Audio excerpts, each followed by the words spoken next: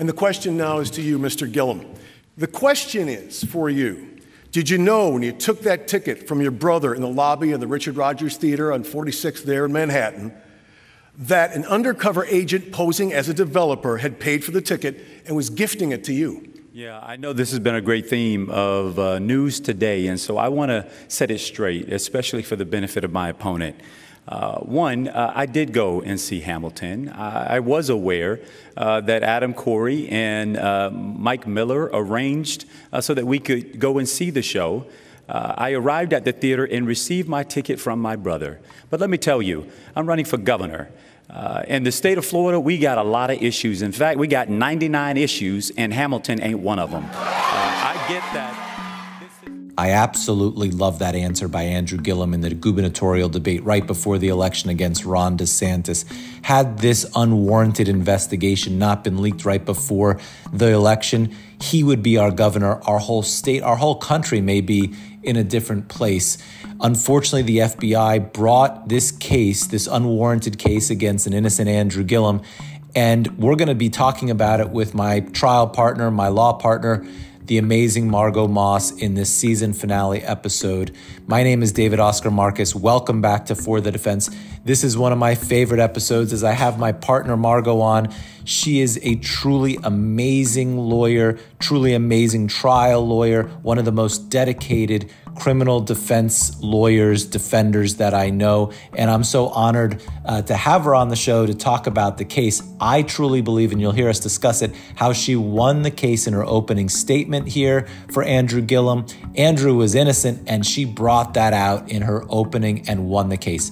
At the very end of this episode, I'll give you the CLE codes for the season. It's been a really fun season. I hope you've enjoyed it as much as I did. And I hope you enjoy this season finale, a really fun episode for a wonderful, innocent client, Andrew Gillum, in For the Defense. Next. Welcome to the season finale. I'm really excited to have my partner, Margot Moss, on the show. Margot and I have tried cases all over the country together: Puerto Rico, Kentucky, Orlando, New York, Denver, and this one was in Tallahassee. And I'm excited to talk to Margot about it. Hey, Margot. Hey, David. I'm excited to be here too. And I'm excited for everybody that's listening because, you know, I've been listening to your podcast for a few years now, and you're always interviewing these great trial attorneys. But I don't know if everyone knows what an incredible trial attorney you are. So it's great to be able to talk to you about one of your cases. Well, you make me look good. So it's good. So, you know, we like trying cases out of town. This one was an out of town case, but before we get, you know, into why we like out of town and so on, can you tell everybody about the Andrew Gillum charges and give them a little background before we start up? Sure. So we represented Andrew Gillum, who was the Democratic nominee for governor for the state of Florida in 2018. So a politician that's pretty well known in Florida, somebody who had spent his life working in not just politics, but also just public service, trying to build people up and work for the people of his community. And he ends up getting charged with conspiracy and 17 counts of wire fraud. And I'll just go briefly into what this wire fraud allegations were. So the government was looking at these three different areas where money ended up getting transferred. And money is going from a legitimate person or a legitimate entity to another legitimate entity. And then it ends up going to this company called P&P Communications, where Andrew was an employee. And then, of course, some of that money ends up being paid to Andrew as part of his salary. And the government was saying that this is fraud money, that this is money that was illegally acquired, and that he knew about it. So they charge him with these 17 counts of wire fraud. And then they also throw in this additional count of a false statement. And I think the reason they throw in that additional count is because it had nothing to do with the wire fraud, nothing to do with P&P, nothing to do with Andrew working, but just to dirty him up. And I'm sure we're going to get into that a little bit later. We will. And you say throw it in, but it was count one. It was the lead count in the case. And they focused a lot of time and started off the trial with that false statement count. It was the lead count, but I do think it was an afterthought for them. I mean, and I truly believe in my heart that they charged the 17 counts of wire fraud, but they knew they didn't have quite enough. And so they had to throw in that false statement count. And so that's why I think that was in there. I think the false statement count backfired on them. I mean, we spent a lot of time litigating that false statement count beforehand because, they show up at a park, they interview Andrew at a park at some early morning, and he tells the truth. Right. I mean, that's our defense, is that he tells the truth. But, it ends up that because they charge this false statement count, all of this other evidence gets to come into the trial that never would have come in otherwise.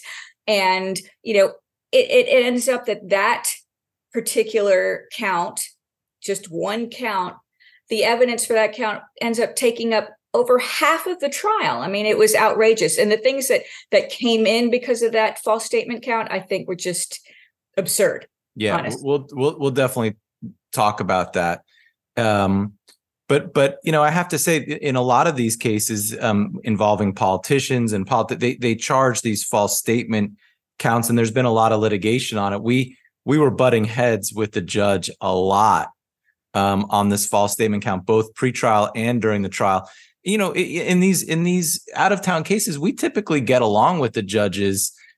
We did not get along with this judge all that well, and it was odd to me because we never even met him or had a hearing until the first day of trial. Like, the first time we saw him was the morning of trial. Right. And I agree with you that, normally when we're traveling out of town, I think there's some skepticism because you have these out of town lawyers coming in, but usually judges just end up loving you, David. They see that you're skilled. They see that you're prepared. They see that you're working at a high level. And so they end up loving you, by the end of the trial. But this was not the case here. You say loving me. I remember our trial in Puerto Rico where you would go back into chambers with Judge Dominguez and talk about the Yankees for hours. So I'm not sure it's me. I think they love you. No, I disagree with that, but I did love Judge Dominguez, but I think the judges end up loving you more. The Marlins are doing better than the Yankees this year, Margot. So there's still a chance. You're saying there's a chance. So, I want to tell people, we try cases together, obviously, and we like to split them up. We split up this trial where I would handle the false statement count substantively, and you would handle all the fraud counts. I think we did it because there was so much more detail with the fraud counts, and you're a lot more detail oriented than I am. Well, we split it up that way, and I thought, giving you the false statement stuff would end up being easy, but it actually ends up that there was more stuff on the false statement. But you say that I'm more detail oriented, and I think that's kind of a curse for me because I'm always very much in the weeds and always very detail oriented. And I think we balance out that way because you are a very big picture and you always know to maintain that 30,000 foot view of everything. And so I think that is much more of a blessing to have that view. But, either way, I think it balances out. It's a curse for you. It's a blessing for me that you're in the weeds. But, one of the things how we always split it up is you almost always handle the voir dire part because you come from state court where, you've done a million voir dires. And even though the judge in this case didn't let us ask questions in open court, at the sidebar, he did let us ask questions. And it was, and we got a very brief questionnaire, which we fought hard to get. How important is it to get those questionnaires? And, do you think it helped us in this case? I think it was huge. I think it was the key to getting us a good jury, and you talk about how I have a state court background. And so I haven't certainly picked a million juries, but I've picked a lot of juries. And I think having an attorney voir dire makes a huge difference because you really have the opportunity to get inside the jurors' heads, to see how they're thinking, to see whether, they are going to come in and be biased against you. And so you have the opportunity to get rid of a lot of those people and get a good jury. And of course, we didn't have that here, but we had, and this was something that we worked really hard at. I don't know if you remember this, David, but we had initially filed this motion for a written questionnaire. And I think that we attached a proposed questionnaire that was, I think it was over 20 pages long. We had close to 70 questions. And of course, that failed. And then we submitted another one. And then we ended up, raising it a third time. And so we end up getting this questionnaire with just a few questions, but they're key and crucial questions. So, we're asking questions like, have you read or heard anything about Andrew Gillum before this case? And has anything that you've heard or read going to influence how you view this case? And I am a firm believer that in a written questionnaire, jurors will write very honestly and very openly. And we got that here. And that was key to getting a lot of those bad people off and getting a great jury. And we ended up with a really great jury, a diverse jury, and the key, I think, to helping us win the case. I think it was the best jury we've ever had in a trial, other than the two random ones, which we'll talk about, that we got stuck with, the two holdouts. It ended up being one holdout at the beginning and then two holdouts who were just rogue jurors. But the other 10 were incredible people. And I have to say, when the first 40 came out, I was a little concerned. Most people say, race isn't going to matter. Everybody who says that's lying. Race is really important, especially in a trial like this. And I did not see a lot of African-American jurors, and they were sort of down the line. But I have to say, the prosecutors did not, to their credit, just strike all the black jurors, and we ended up with 5 African-American jurors.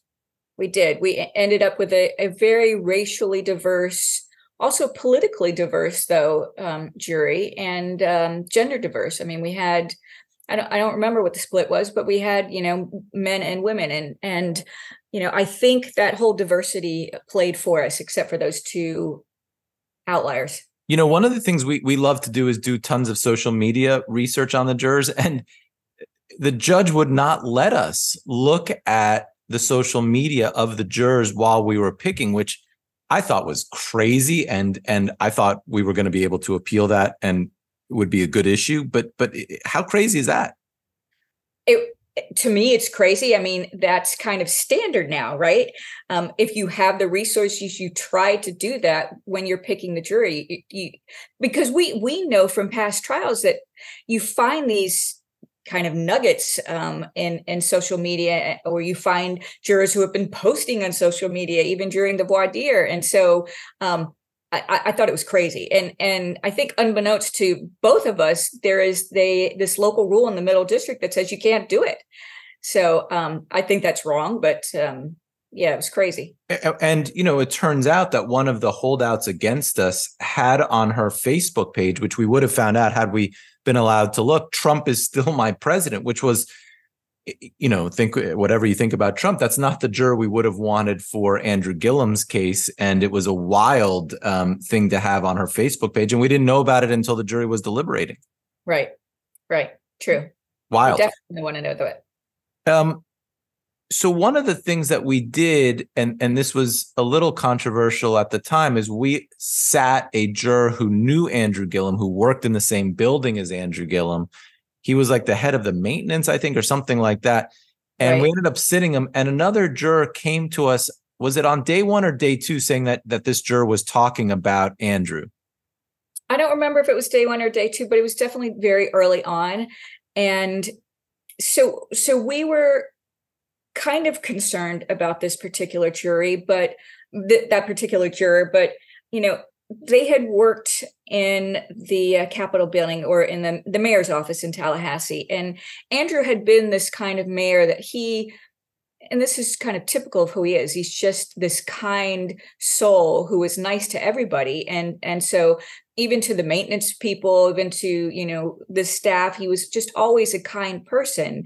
And so we were thinking that, he would think well of Andrew, but then he allegedly made this comment to another juror. And I, to this day, don't know whether he really did that. Another juror accused him of saying something about Andrew and about saying something about Andrew's wife, and saying it to her and saying it to another juror. And so, this caused this whole kind of commotion where the judge questioned her, questioned the gentleman juror, questioned the other juror. And so we end up getting rid of that one juror, but I don't know if that was the right decision or not. And it turns out later that the other juror said she was lying, when we talked to them after the fact, and that she was just making this up to bounce the guy.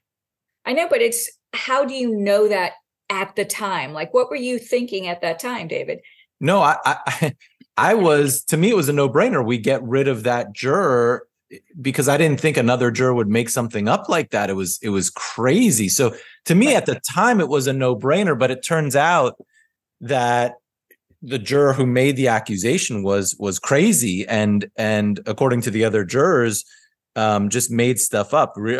She was also posting on social media during the deliberations, and maybe we're jumping the gun here, but we had to start, interviewing her and the other jurors during the 5 days of deliberations. Right. Crazy. It was just crazy. So, one of the things that we had to deal with, Margot, is how to deal with the co-defendant. And this comes up in a lot of trials where, you don't, I believe, you never want to point the finger at a co-defendant, especially in a case like this where the co-defendant's name was Sharon Letman Hicks. Sharon and Andrew are very close. She was a mentor, a big sister to him, a mother kind of figure to him in some ways. And the government offered her a pass to flip on Andrew, and she turned it down. She was going to trial. And so we had to figure out how to deal with, the person sitting next to us. Do we, point the finger at her? We thought, no way, we would never do that. But how do you walk that fine line? It's tough. Yeah, it was really tough. And I give Sharon a lot of credit. Sharon obviously has an incredible amount of courage to take this fight against the government, where she could have gotten a pass and easily pointed the finger, but she wouldn't do that. So I give her a huge amount of credit. So, it was hard, right?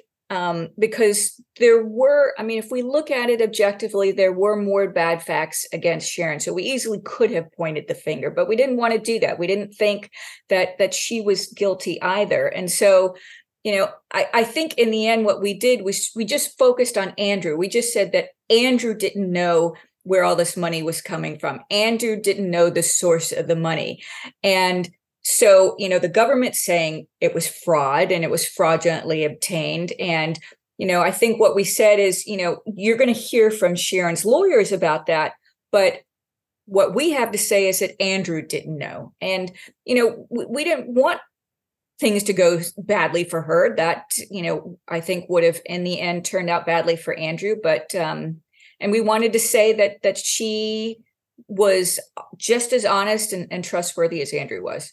It's funny because we always say in these cases, we're not going to throw a co-defendant under the bus, but we're also not going to carry the water for the co-defendant. That's on their lawyers. But we always end up during crosses and other things doing more than we said we were going to. And we did it in this trial too. Like if there was a point we thought had to be made, we made it in cross. Right. And I think that's part of you, number one, not being able to help yourself. And number two, because you were just David, you're just the best cross-examiner I have ever seen. And so, you're able to, really get at the point and really hit the themes. And so, if you see it's not being done by co-counsel or whoever, you're able to step in there and get it done and make it clear for the jury. And so, you're just a master at that. I should say I loved our co-counsel in this case, Mutaki Akbar and Alex Morris, two great guys and easy to work with. Sometimes it's not so easy. We've told lawyers in other cases to be quiet and not cross when they're messing things up. And obviously we didn't do that in this case. We really like Sharon and her lawyers. Yeah, they were awesome. It was a great team. One of the things we did in this trial, we tried to get a severance from the co-defendant. We filed these motions before where we get an affidavit from the co-defendant saying, hey, our client, in this case, Andrew, is innocent and didn't know, and I would testify against him, but I can't testify in a joint trial. And that motion, that severance motion, has actually been successful in a bunch of cases, was unsuccessful here, and the judge shut us down. I thought that would have been another good issue, actually. I think it would have been a good issue, but in the end, she didn't testify. Well, that's the point, right? She didn't. She would have testified in a separate trial. She gave us this affidavit saying that Andrew didn't know the source of the funds. She was the only person who could have said that. And this is the one part where we were sort of, I wouldn't say at odds, but had different opinions during the trial that our co-defendants had. I mean, Sharon's lawyers, I don't think, wanted her to testify. I kind of wanted her to testify to explain some of this stuff. It was the right decision for her not to testify. And speaking to the jurors after, they said, they didn't expect either Andrew or Sharon to testify. Yeah, and that was a crazy moment when they told us that. And of course, this is well after the fact, but you always think that the jury wants to hear from the person who's been accused and the person who's on trial, but it turns out that it never occurred to them that they would testify. So it was a good lesson. I mean, my instinct is always to call the client. I know yours is not. And you and I, that's one thing we have disagreed about in trials before. I always thought in this case, Andrew, it was a must that he testify. He's so well-spoken and would have to get up and explain it. But you were adamant that he not. And at the end of the day, I mean, again, we're jumping the gun here a little bit, but we didn't call him, and it was obviously the right choice. Right. It was the right choice. And I think you have to make those decisions, on the fly. I mean, and that sounds bad to say on the fly, but you really don't know until you're in trial and you see how trial is going, how to make that decision. And in this particular case, I thought the government's case had gone well for us, and there was no need for Andrew to testify. So I think it was the right decision. We always, though, spend so much time getting our guy ready to testify, and we have people cross them always better than how the government would cross. We have Bill Barzy in our office always crossing our clients, and he's such a good cross-examiner. And after those experiences, a lot of our clients don't want to do it.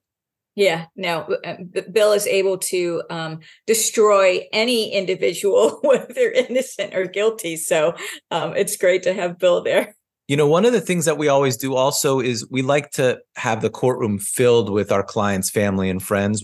And we did that in this case. We had folks who support Andrew there, his family, of course, RJ and friends. I think it's really important. I think it makes a huge difference, and maybe it's completely unconscious for the jury, but to have, people who are there to support the client, knowing the client has been indicted, has been charged, and yet they are still there. And day after day after day, I mean, these same people would come back every day, and then new people would come. And, every day the audience was just filled with people. I can't think that it doesn't have an impact on the jury. Because in a criminal case, I don't think people realize this. Being a criminal defense lawyer, it's the one, job where everybody's rooting against you, right? Unlike a doctor, you're doing surgery on somebody, the nurse is helping you, the staff is helping you. To the extent that there's media coverage, the media is rooting for the person to come out of it. In a criminal case, the judge is against you, the prosecutors are against you, the media is against you. So to have some people there supporting you, not only, it has an impact on the jury, I think it helps us, having some people there to support us. Absolutely. I agree 100%. And it just goes further towards, I think what we try so hard to do is we try to humanize our client. And, that's just another way of humanizing the client, of making it, come across to the jury that this is a person who is loved, who is a husband, who is a father, who is, a beacon in the community, and somebody that is, supported. So that brings us to your opening, and you said a lot of that in your opening as well. And I believe you won the case in opening. I told everybody this, and I firmly believe it. First, the government, and we butted heads with the government a lot, and they were effective in a lot of parts of the case. But I don't think they did a great opening statement in this case. And yours was so good and so powerful. And I think, that set the stage for the whole trial. Let's look at it. So I want to ask first, how do you prepare for an opening? I know you spent days and hours, and, you had a slideshow, and we went through the slides, and you practiced it a bunch of times. So how do you prepare for it? Well, first of all, David, that's very kind of you to say. I don't know that I won this case in opening, because I do believe that defense attorneys and defendants, of course, they always start out behind just by virtue of the fact that there's an indictment, a charge. And so hopefully this just kind of leveled the playing field for us. But, you say I spent, hours and days on this. I spent weeks working on this, and probably rewrote it, no lie, at least 100 times. And part of that is just because I really cared for this client and really wanted to win this case for him and get it across to the jury early on that we believe not only that he was not guilty and that the government couldn't prove the case, but that he was an innocent person who was being targeted here. So that was really important to me. And then secondly, it became very clear that all of this irrelevant crap was going to come in for this false statement count. And we had to figure out how to deal with that. So it was tricky, figuring out how to deal with all this extraneous stuff in the opening. And so, that's part of why I spent so much time on it. So you write out every word of your opening, I know, but then you memorize it. I mean, you go up there and perform the opening. You don't read it, which, I can't memorize things. So I don't, I can't do that, but you're able to perform the opening.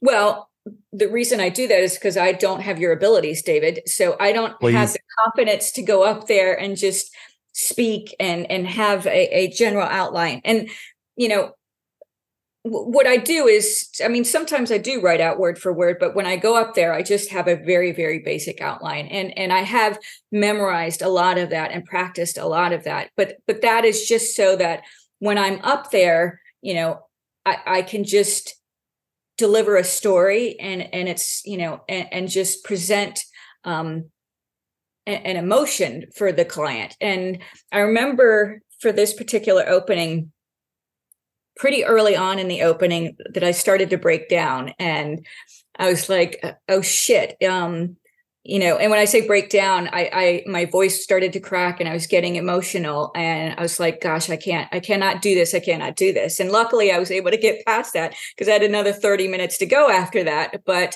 that was just how much this meant to all of us, and how important I thought the opening was. But that's why I think you're so persuasive and successful, is because the jury sees that and sees how much it mattered to you.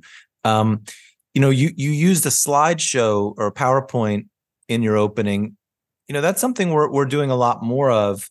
And I love that we use the picture of Andrew and his family to start out.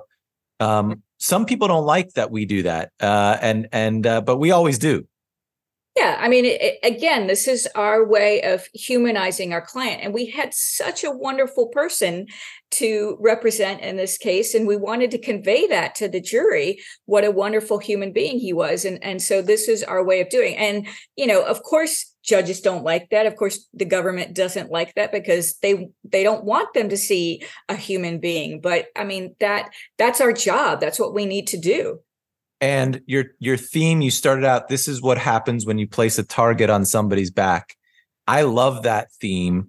The judge, not so much. There was no objection to it. And you said it, there was no objection. But then after the opening, the judge made comments about how he's not going to let us do that the rest of the trial. And we couldn't even use the word target the rest of the trial. Yeah, that's true. But, and we haven't talked about this, but we filed pretrial motions, and we filed, pretrial motions to dismiss based on selective prosecution. We haven't talked about that, but, we believed that this was the government going after a Black politician who was innocent.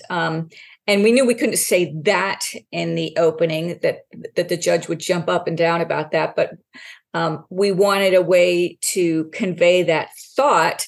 And so we used the word target. I thought that was a way of getting it into the jury's mind that they're just targeting a Black man here. They're just going after another Black man, and they're going to go after him at all costs, which they did in this case. And they should not put up with it. Another thing you said in opening was Andrew Gillum's innocent. You didn't say he's not guilty. You didn't say they can't prove their case or keep an open mind. Some of the things that we always hear defense lawyers do in their opening. How important is it to come out and say he's innocent? And do you do that in every case or just cases like this? I think we do it in every case, David. We do, right? yeah. Because I think that's crucial, because I just don't think it's enough to say your client is not guilty, or I think that's weak. Yeah. To say, the government can't prove it. I think you have to be strong. You have to be very bold in opening, and you have to say your client is innocent. And, I said earlier that I think we always start out behind as criminal defense lawyers with our clients, and we need to be strong in our opening. So, this is something I learned from you. So, what are your thoughts about saying a client is innocent in opening? I think you have to do it. We've gotten a lot of criticism from other defense lawyers from sort of moving away from, reasonable doubt and things like this. And by the way, I think, harping on reasonable doubt in closing is critical and explaining that standard. But at the end of the day, the jury wants to know, I think, that you believe your client is innocent. And so if they don't believe that, then it doesn't matter what the standard is. They're gonna convict.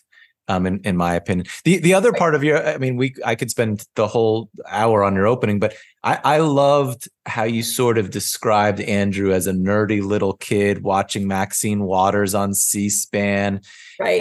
And again, just telling a beautiful story about who Andrew Gillum was and is.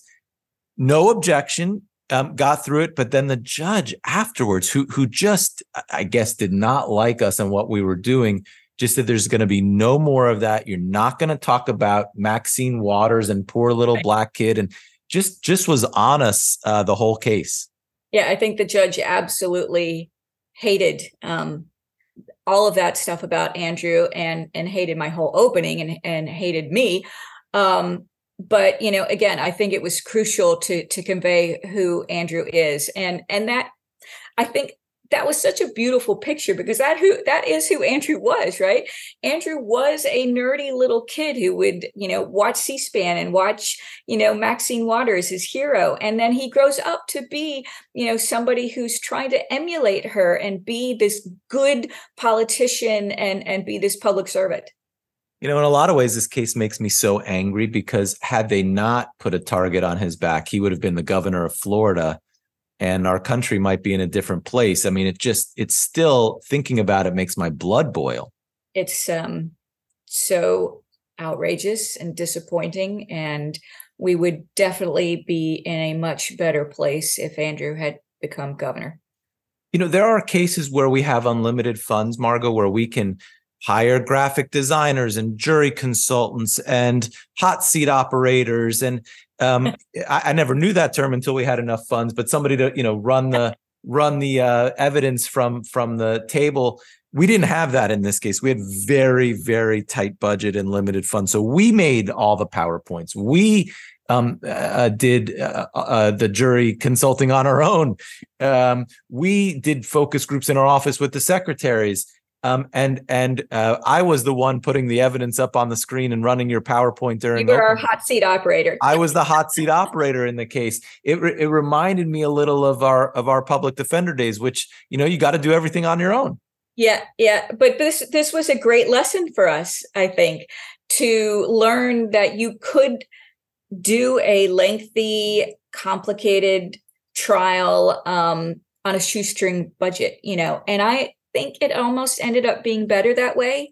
And I love jury consultants. I love being, able to have those focus groups. I love being able to have the technician to put up all the evidence. But I thought it was so much more intimate that it was just the three of us. It was, you, me, and Katie that was there. I just, I thought it worked better. I thought it was a better visual for the jury to not see that there was an army of lawyers trying the case and all these paralegals and associates sitting in the audience. I just thought it worked for us here, and I ended up liking it more.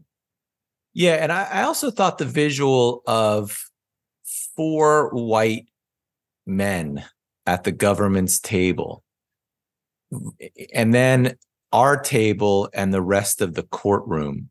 To me, that was also a very striking visual. Nothing was ever said about it, of course, but the 4 old white guys at their table and then, our table and the rest of the courtroom, I thought was pretty striking.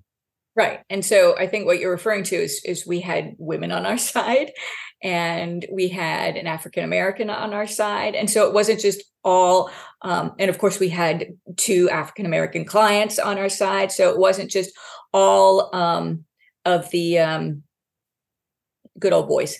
Yeah.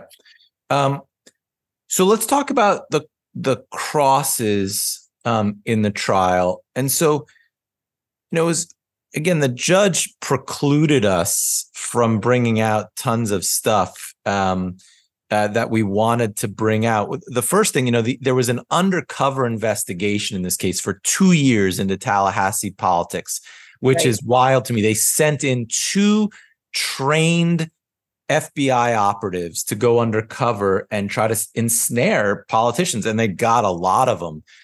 One of the politicians they brought to Vegas and basically bought him a prostitute. And we wanted to bring that out, that the lengths to which these undercover agents would go to, and the judge wouldn't let us. I know, it's crazy. And this was more of, our part of our theme of how they just, when they set a target on somebody's back, they would go to every length to try and get that person. That was one example. And so that was important that should come in. Of course, the judge didn't let it in. But let me ask you, David, now, because you did a lot of the crosses. I think you did all the crosses on this particular part of the trial. And so this is the bribery, so-called bribery investigation that took place. And there are these 3 undercover agents that go in and for almost 2 years are befriending Andrew and doing things with Andrew and, trying to gain his trust so that 2 years later they can try and bribe him. So how did you go about approaching those crosses with the undercover? Well, it's really interesting, right? Because he's never charged. Excuse me one sec. He's never charged with bribery. So it's really weird that the government spends the first couple days of the trial with these undercover agents, who were trying to bribe and see if Andrew would accept the bribe, which he never does, and the lengths to which they will go. So, I didn't know how it would play out, whether they were going to be really antagonistic to us and fighting, or whether they were going to agree that there were no bribes in the case.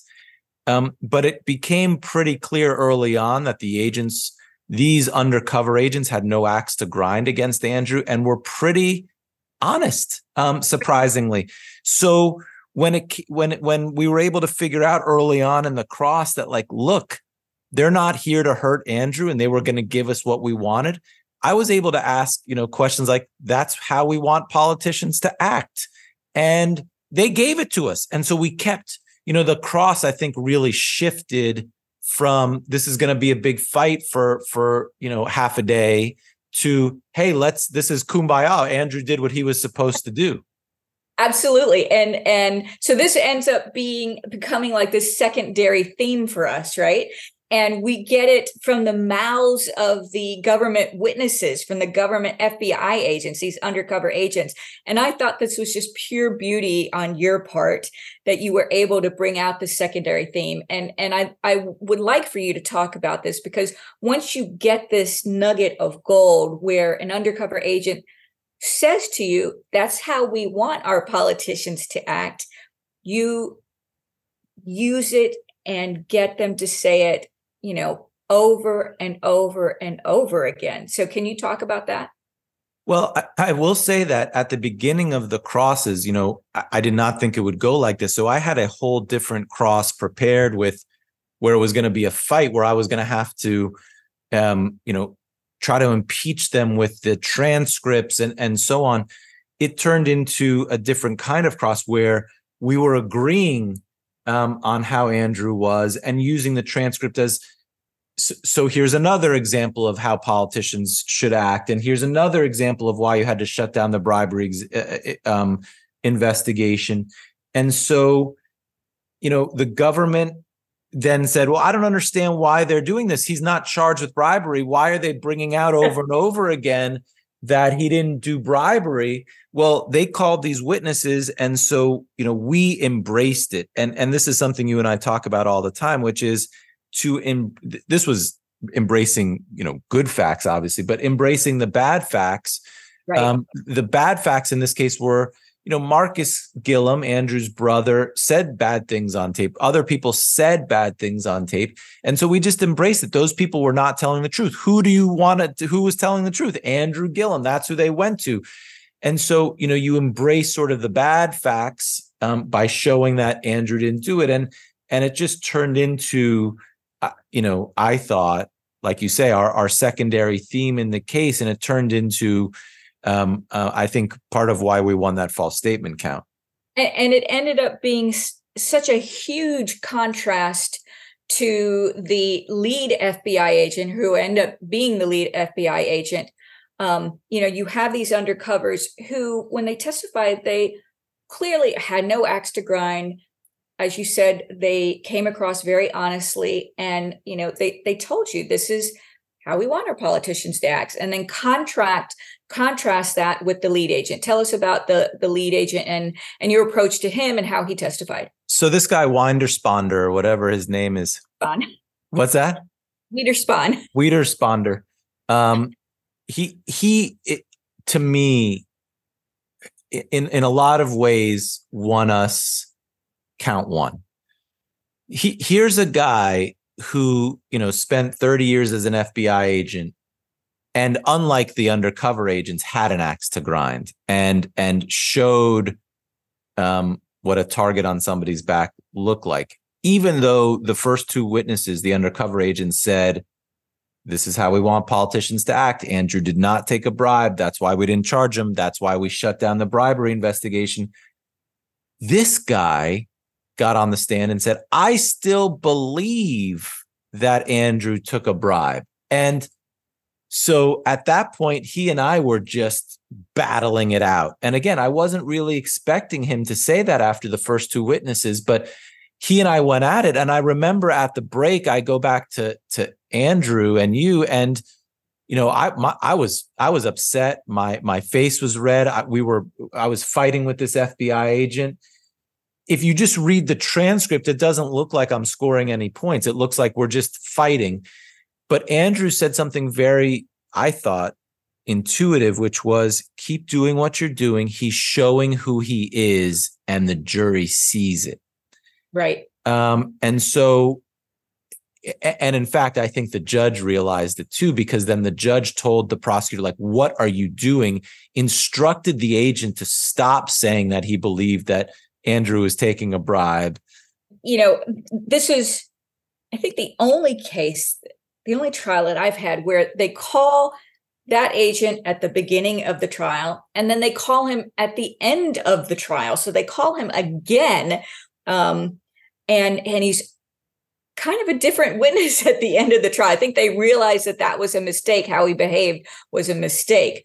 And if you remember, and this is a lesson learned on my part, because I was nervous about you going after him the way you did. Like, you guys are sparring, you were raising your voice, he was raising his voice, and I was afraid how the jury was going to react, that they wouldn't like that. But in the end, of course, I was wrong about that. You really did succeed in showing his true colors and showing that, he was the one responsible for the target. We went at it, and I mean, it was a wild cross. I remember also, he indirect said Andrew had a financial motive to do this crime because he was spending more money than he brought in. And he put up, which by the way was untrue, but he put up a chart where the chart detailed things like church, childcare, and I remember Andrew's wife, RJ, saying to us at the break, like, that is so offensive that he's putting up our day-to-day living expenses. How dare he? And, sometimes we forget as lawyers, because we see it so often, how intrusive, how awful the government can be. And again, so we started crossing on those points. And I think that hit home with the jury as well. Like, so what that he has a church membership? You're saying he's committing a crime for a church membership or to have his kids do extracurricular activities? It's just absurd. It's so true. And I remember, I think that was the only time RJ had to leave the courtroom because she was so horrified and humiliated that her whole life was up on the screen for the jury to see, and to see how they, were so invasive.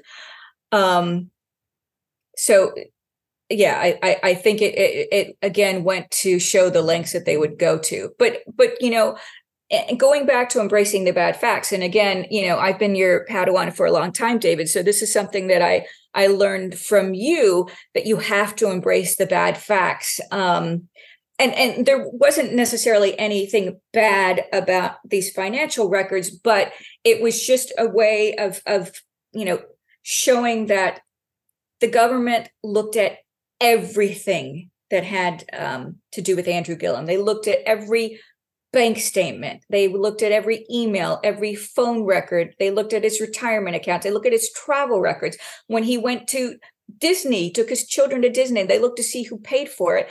And they found nothing. They found absolutely nothing. So, they would not stop.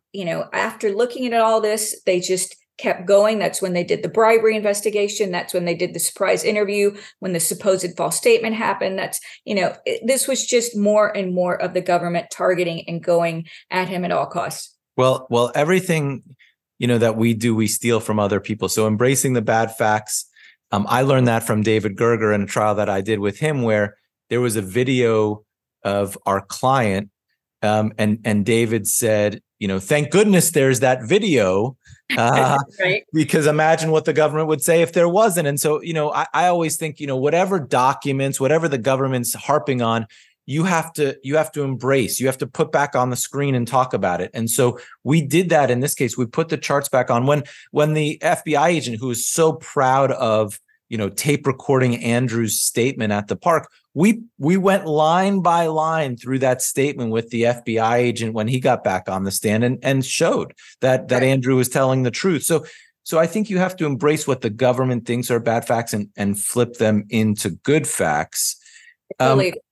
We had, in your part of the case, with all of these foundations and charitable organizations, witnesses who got up and they liked Andrew.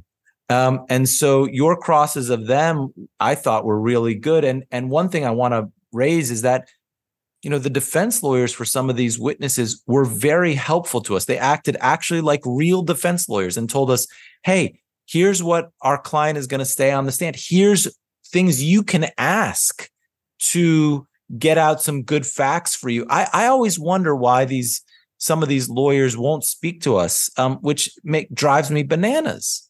Yeah, and we talk about this a lot. It drives us both crazy that you're a defense lawyer and yet you become this like government agent and you refuse to let other defense lawyers speak to your client or speak to you even about what your client's going to talk about. And if we're there just to find out what the truth is, what are you so afraid of?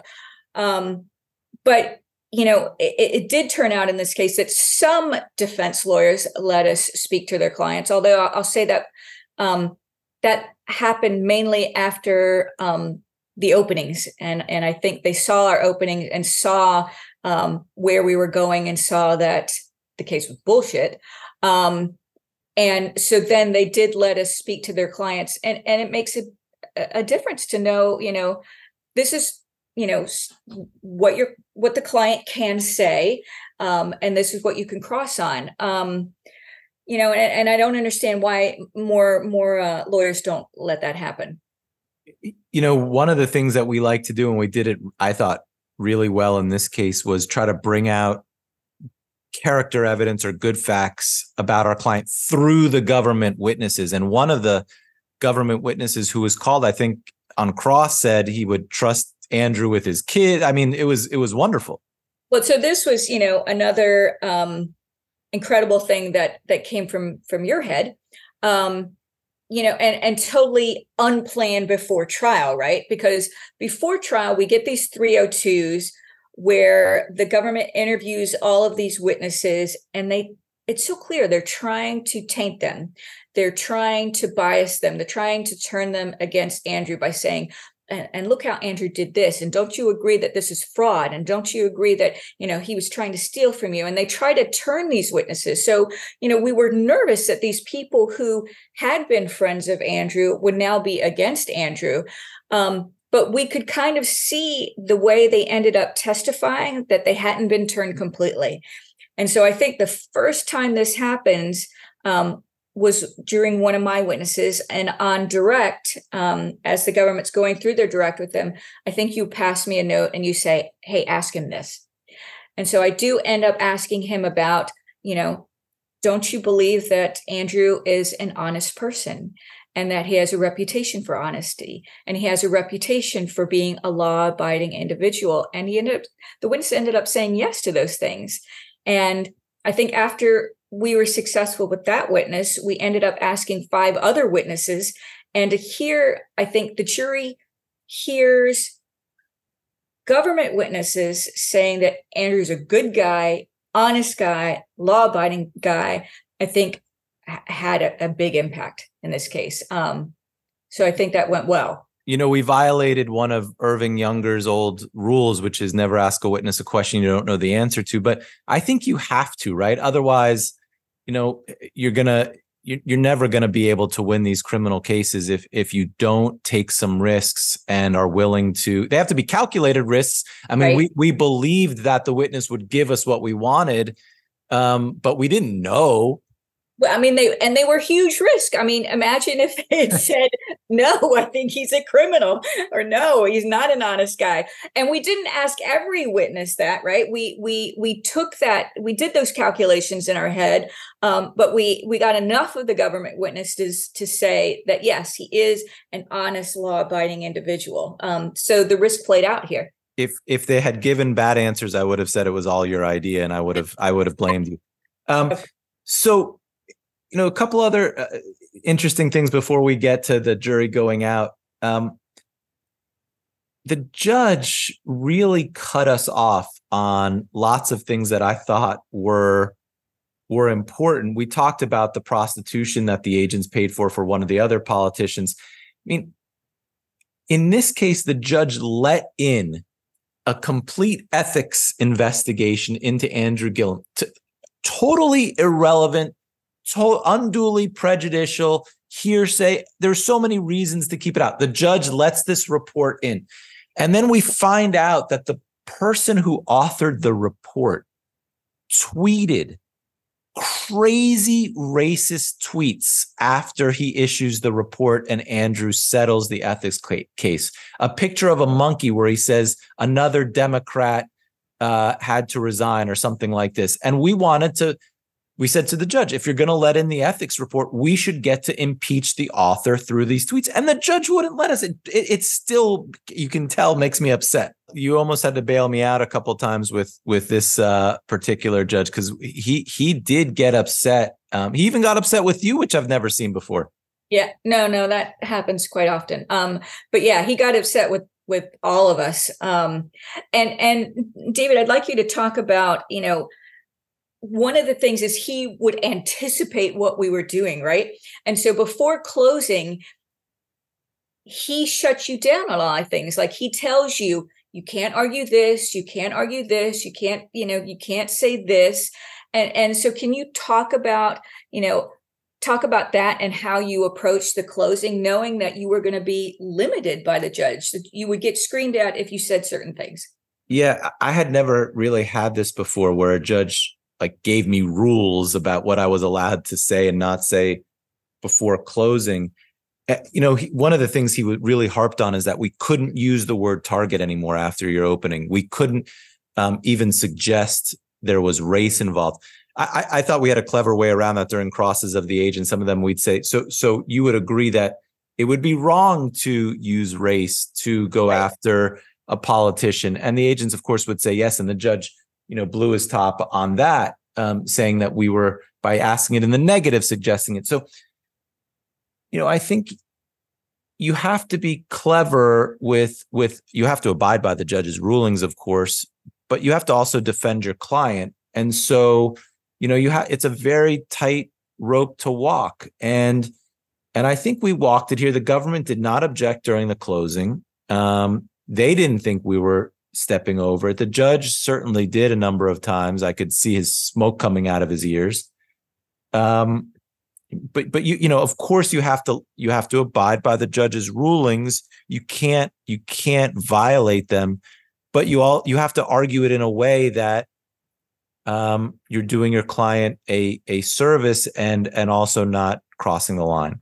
Yeah, and I have to say, David, you gave this amazing closing, and you talk about how the judge did not like us, talking about race, but you told this, and using the word target, but you told this beautiful story in closing. And I don't know if you want to talk about this, but I think it's so important in closing to tell these stories, these analogies, and you use these great pictures to demonstrate what reasonable doubt is, and you use these visuals.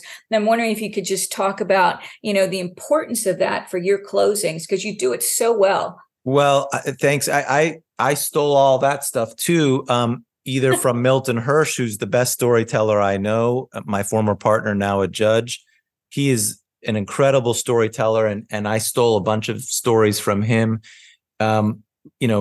Just learning from Robert Hirschhorn with how to explain reasonable doubt, Josh Dubin with how to get out some of these points. A lot of these guys who are some of the masters, you can just steal and then you have to make your own. So I like telling stories in closing. I think it's a good way to break up a long closing and get the jury on your side. But, I will say, I remember a case not too long ago where we were telling the stories and the jury was not reacting. You're in trouble when that happens. But in this case, they seemed to like us, and we knew we had a shot in the closing when we could tell some of the jurors were with us. But then the jury goes out for 5 days. It's the worst part. It was terrible. Torture. And they send us this note where we thought the jury had convicted on count one, the false statement count, because they said, can we convict if we only find one of the statements false? And we were so heartbroken. But it turns out that was one of the crazy jurors who sent that note. Yeah. And that was one of the crazy things about the whole deliberations is we got a lot of notes during deliberations, and different jurors would write the notes. So we never knew really who was the foreperson. And we would get notes that would talk about materiality for this false statement count. So we thought, okay, this is a good thing. They're talking about materiality. Then we got that horrible note. And so it would just we were just going up and down, and it was it was a terrible experience. And it was just bizarre, all the different notes that we were getting. Well, I will say it is a valuable lesson, because we all think we can tell what the notes mean. And I always immediately say what the notes mean. You always get mad at me and tell me to stop. And because I'm always such a pessimist and you get on me. And in this case, I was not 99% sure, but from the notes, 100% sure that the jury was convicting on count one based on the notes we had gotten. And I thought 100% sure that they were convicting Sharon of the wire fraud counts. Based on the notes they were sending, I thought the only shot we had was a hung jury on the wire fraud and then a great appeal on the false statement counts. I thought for sure, I told everybody, and I believe this, that if he was convicted of the false statement, we would win on appeal, because I just thought there was nothing there and the judge's rulings would come back to haunt him. But I was completely wrong. Completely wrong. So what was that moment like when the jury comes out and the verdict is read on that false statement count? Well, just to set the stage, it was 5 days after closing and a long weekend. So we were dying. We were in the little room, attorney room, when we got notice that there was a verdict. I told RJ and Andrew to prepare for guilty verdicts. I even said, I think the judge may take you in because of how he was, even though the prosecutors, I don't think would ask for it. And I was really down. And I remember RJ saying, it's my birthday today. This jury is not going to convict me on my birthday. I have faith in this jury.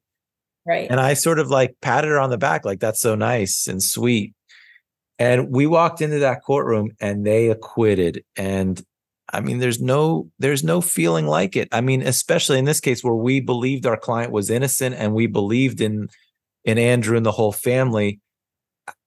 I can't describe the feeling because if you haven't experienced it, you just don't know what it's like. It's honestly the greatest and most rewarding feeling, and the reason we do it. And you had been so sure that it was not going to be a not guilty. So it must have been such a shock. I still held out a little bit of hope. But I just remember that sense of relief.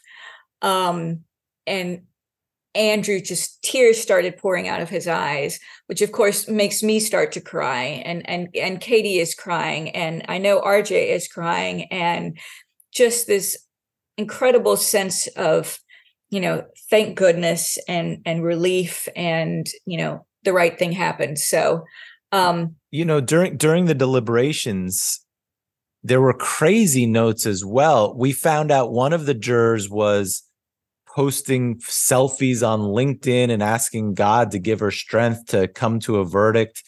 And so the judge questioned all of the jurors.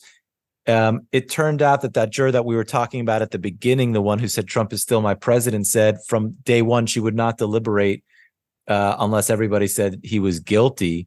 And for 5 days, the jurors tried to convince her to switch. And then the juror who was on LinkedIn posting ended up switching her vote from not guilty to guilty to support this juror because the other jurors weren't listening to some of her personal stories. So 10 jurors were pushing for 5 days to find Andrew not guilty. The first vote was 11-1 not guilty for Andrew.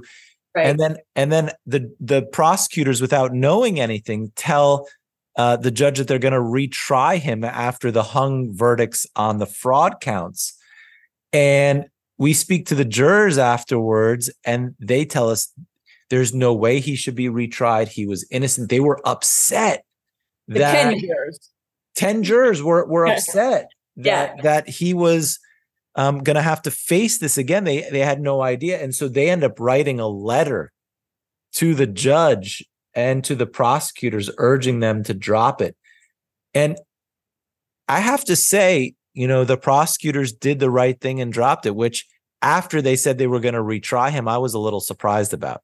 I was surprised, but I've never seen this before. I don't know if you have, David, where, the majority, not just the majority, 10 of the jurors, reached out to them and was telling them, we had 2 rogue jurors who refused to deliberate, but you've got 10 diverse jurors of different backgrounds, different political affiliations, and you didn't have a case here. We wanted to root for the government, but there was nothing there. There was no evidence, and so it was really because of them that they convinced the government not to try him again. It's unbelievable. I've never had such an amazing jury who they came together. They wrote this beautiful letter. They sent it to the press. They sent it to us. They sent it to the prosecutors, and the prosecutors really did the right thing to their credit and dropped it. I guess they couldn't really try it again after hearing all that. Yeah, and I agree with that, and I do want to make the point here, and this is for Andrew, that this was not a case where the government didn't meet their burden or the government just didn't try a good case.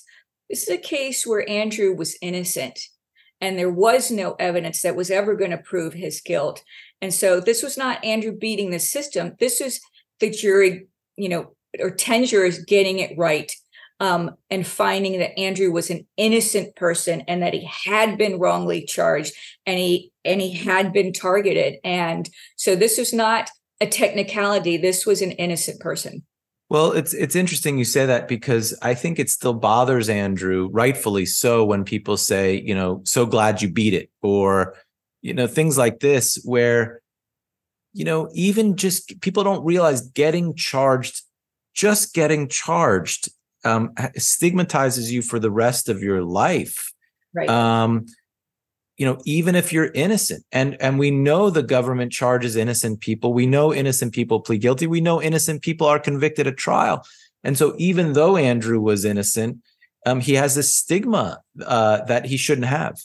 And the government never considers that, right? They're like, either we're always right, or, we'll let the jury figure it out. They don't understand the stigma. They don't understand how devastating that is to a person to indict them, devastating, mentally, financially, to their job, to their family. They never take those things into consideration. So I'm so glad the jury got it right and found that Andrew was an innocent person. Amen. And I think Andrew has a really bright future ahead of him. He's one of the most gifted politicians and people that we've come in contact with. So I'm looking forward to seeing what he does next. And I'm glad you won that case in opening. And I'm glad that I've had a master Jedi to teach me all these years. So thank you, David. Well, I hope you enjoyed that episode as much as I did. Margot and I, it was such an honor to represent Andrew Gillum, an innocent man.